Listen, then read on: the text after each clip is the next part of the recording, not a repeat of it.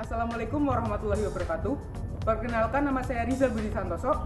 Perkenalkan, nama saya Eri Fernanda Ayumi. Perkenalkan, nama saya Dika Fauzia. Perkenalkan, nama saya Abdul Livio. Kami dari KIR SMA Negeri 2 Pemalang.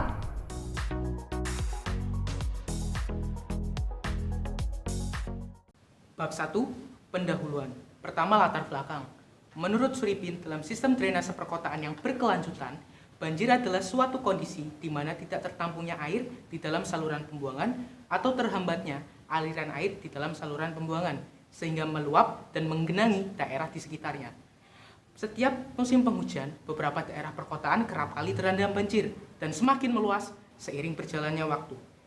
Peningkatan jumlah penduduk yang pesat beserta penyebarannya ditambah dengan pembangunan perkotaan yang semakin meluas mengakibatkan daerah terbuka sebagai resapan air menjadi berkurang. Berkurangnya daerah terbuka ini mengakibatkan limpasan air yang terjadi dari tahun ke tahun semakin meningkat.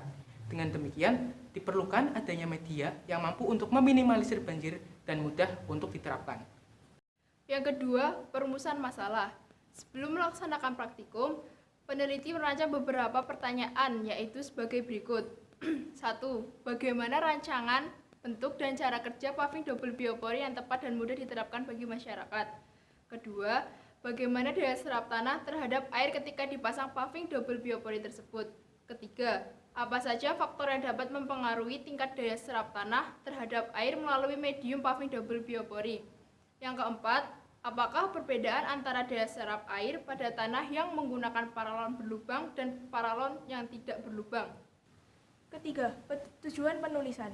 Tujuan penelitian ini adalah: pertama, mengetahui bentuk dan fungsi paving double biopori secara tepat sebagai teknologi dalam upaya mengatasi banjir. Kedua, menguji daya serap tanah terhadap air melalui medium paving double biopori. Ketiga, mengetahui perbedaan antara daya serap air pada tanah yang menggunakan paralon berlubang dengan paralon yang tidak berlubang. Keempat, mengetahui apa saja faktor yang mempengaruhi cepat lambatnya daya serap air pada tanah. Pada penelitian yang dilakukan, diperoleh manfaat antara lain: 1. Menemukan inovasi baru terkait teknologi lingkungan untuk mengurangi banjir. Kedua, mewujudkan media mencegah banjir yang mudah diterapkan di kalangan masyarakat. Ketiga, memberikan kontribusi terhadap masyarakat pentingnya bahaya banjir. Keempat, menambah variasi baru pada bahan bangunan untuk mengurangi dan mencegah banjir. Bab 2. Kajian pustaka. Pertama, bencana. Menurut Perkap BNPB nomor 2 tahun 2012, bencana merupakan suatu peristiwa atau rangkaian peristiwa yang mengancam dan mengganggu kehidupan serta penghidupan masyarakat yang disebabkan faktor alam atau faktor non-alami ataupun faktor manusia yang dapat mengakibatkan korban jiwa, kerusakan lingkungan, kerugian harta benda, dan dampak psikologis. Yang kedua, banjir. Banjir adalah luapan atau genangan dari sungai atau badan air lainnya yang disebabkan oleh curah hujan yang berlebihan atau salju yang mencair, atau dapat pula karena gelombang pasang yang membanjiri kebanyakan pada dataran banjir. Metode pelaksanaan. 1. Metode pelaksanaan penelitian. Metode yang kami digunakan adalah eksperimen kualitatif, yaitu dengan melakukan eksperimen atau praktikum terlebih dahulu untuk kemudian dipaparkan hasilnya pada karya tulis yang dibuat. Yang kedua adalah alat dan bahan. Untuk alat yang dibutuhkan dalam penelitian ini diantaranya: pertama, gunting; kedua, tang; ketiga, gergaji; keempat, sendok semen; kelima, cangkul; keenam, palu; ketujuh, bor; kedelapan, sarung tangan; kesembilan, triplek; kesepuluh, cetakan kayu; dan yang terakhir adalah linggis. Bahan.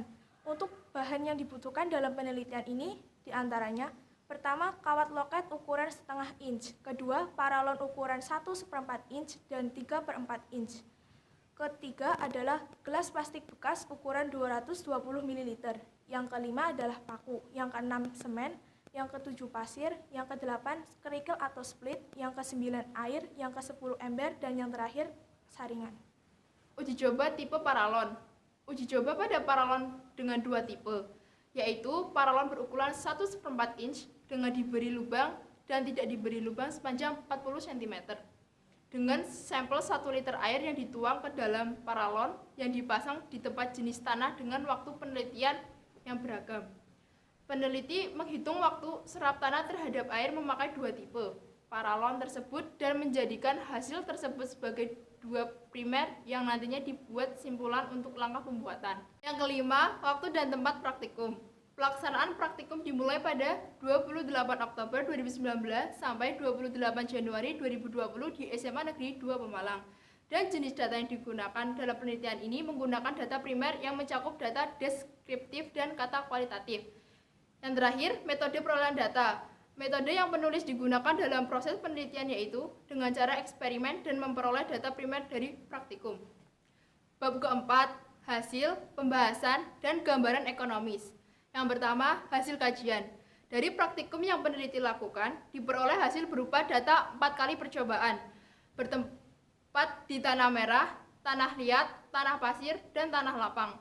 Penelitian dilakukan pada pagi hari, siang hari, dan sore hari, dan dengan volume air yang sama.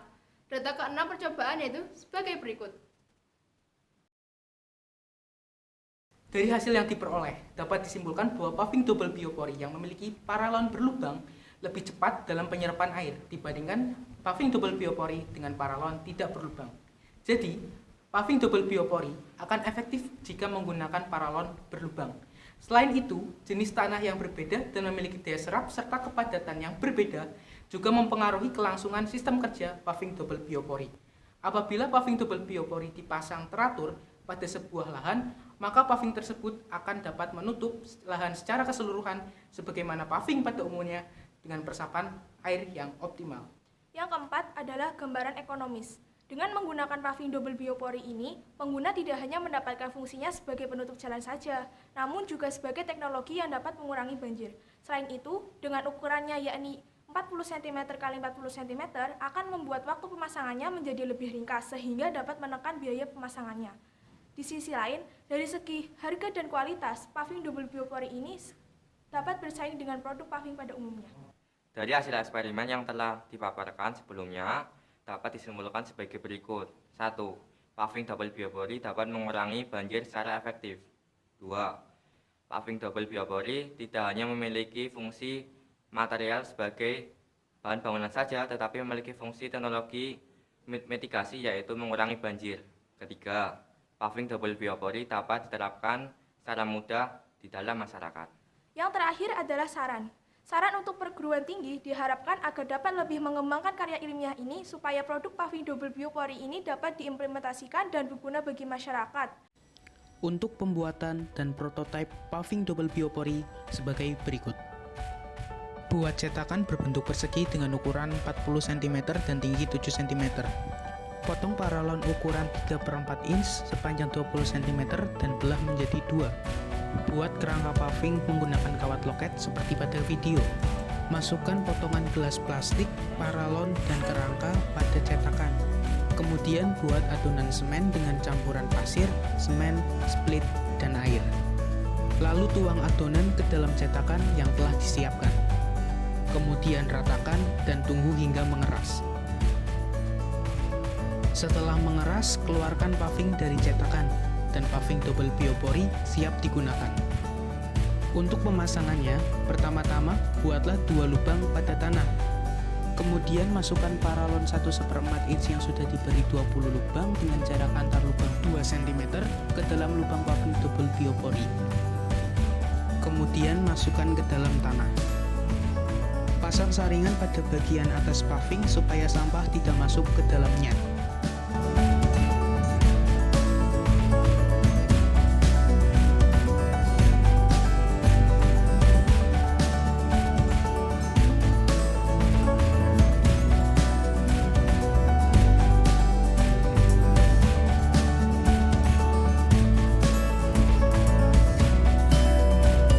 Terima kasih kami ucapkan.